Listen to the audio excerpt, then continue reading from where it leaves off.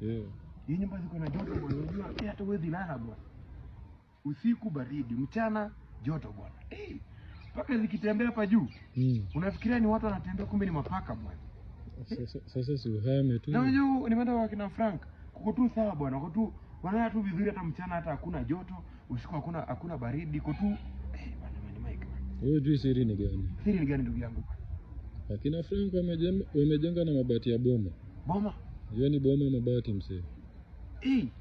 Wewe ni vijana wanakaa aluminium apartment imetulia bila wasiwasi.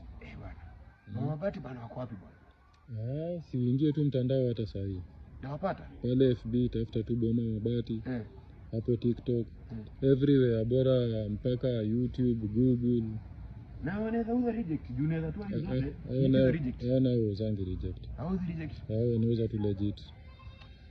Nimekumbuka. Na nasikia kina Frank hiyo nyumba yao walikuwa nalipanga mabati polepole. Kumbe ni hawa jamaa. Bas.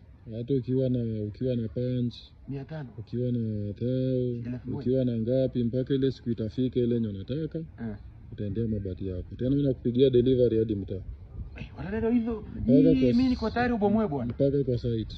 Bwana Mike bwana. Umesema reject wauzi? Wewe jipange kwa hauzi reject.